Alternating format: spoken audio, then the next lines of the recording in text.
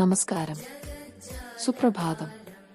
Phoenix group എന്ന ചാനലിലേക്ക് സ്വാഗതം. ഏവർക്കും ഉത്രാട ദിന ഓണാശംസകൾ. വിഷ്ണുവിന്റെ രഹസ്യം. വിഷ്ണുവും ശ്രീകൃഷ്ണനും ഒക്കെ നമുക്ക് സുപരിചിതമായ ദേവതകളാണ്. യഥാർത്ഥത്തിൽ വിഷ്ണുവും ലക്ഷ്മിയും ഗരുഡനും ദശാവതാരങ്ങളും ഒക്കെ കേവലം കെട്ടുകഥകൾ മാത്രമാണ്.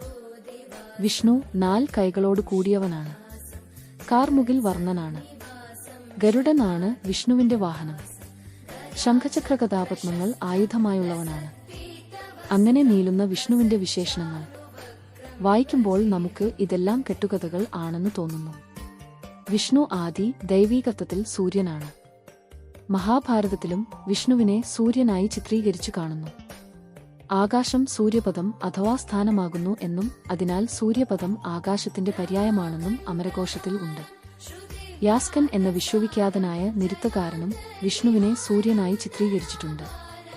ഈ സൂര്യൻ എന്ന അർത്ഥം എടുത്താൽ ഭാഗവതം ഉൾപ്പെടെയുള്ള പുരാണങ്ങളിൽ വിഷ്ണുവിനെക്കുറിച്ചുള്ള വിവരങ്ങളുടെ ആന്തരികമായ അർത്ഥം പതുക്കെ നമുക്ക് മുൻപിൽ തെളിഞ്ഞുവരും. ഋഗ്വേദത്തിലും വിഷ്ണുവിനെ സൂര്യനായിട്ട് തന്നെയാണ് ചിത്രീകരിച്ചിട്ടുള്ളത്. അല്ലയോ സൂര്യ വിഷ്ണു, ഈ ഭൂലോകത്തെയും ഭൂലോകത്തെയും അങ്ങ് രക്ഷിച്ചു നിർത്തുന്നു. തന്റെ മയിൽപീലി കണക്കെയുള്ള അനന്തകിരണങ്ങളാൽ ആകർഷണ ശക്തിയാൽ ഭൂമിയെ നാലുപാടു നിന്നും സംരക്ഷിച്ചു നിർത്തുന്നു. ഇന്ന് കേരളത്തിൽ വിതരണം ചെയ്യുന്ന വിഷ്ണുവിന്റെ ചിത്രങ്ങളിൽ ശിരസിൽ മയിൽപീലി ചിത്രണം ചെയ്തിട്ടുള്ളത് നമുക്ക് കാണാം. മയിൽപീലി ആദി ദൈവീകമായ അർത്ഥത്തിൽ സൂര്യന്റെ അനന്തരശ്മികൾ ആണ്. എന്താണ് മയിൽപീലി എന്ന് പലരും ചോദിച്ചു കാണാറുണ്ട്. ശ്രീകൃഷ്ണൻ വിഷ്ണുവിന്റെ അവതാരണമാണല്ലോ. ശ്രീകൃഷ്ണൻ ഗോക്കളെ മാച്ച് നടക്കുന്ന കന്നാലി ചെക്കൻ ആണെന്ന് പലരും കരുതുന്നു. ഘന്യശ്യാമമോ ഹനവർണ്ണൻ എന്നൊരു ഓമന പേരും നമ്മൾ ഇട്ടു. യഥാർത്ഥത്തിൽ എന്താണ് ഈ കറുപ്പിന്റെയും കന്നാലി മേക്കലിന്റെയും രഹസ്യാർത്ഥം?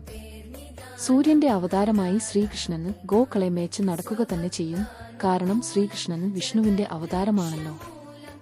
അടുത്ത ഭാഗത്തിൽ നമ്മൾ പരാമർശിക്കാൻ പോകുന്നത് എന്താണ് കൃഷ്ണന്റെ കറുപ്പ് നിറവും ഗോക്കളും എന്ന അധ്യായത്തെക്കുറിച്ചാണ്. ഏവരും ആകാംക്ഷയായി കാത്തിരിക്കുക.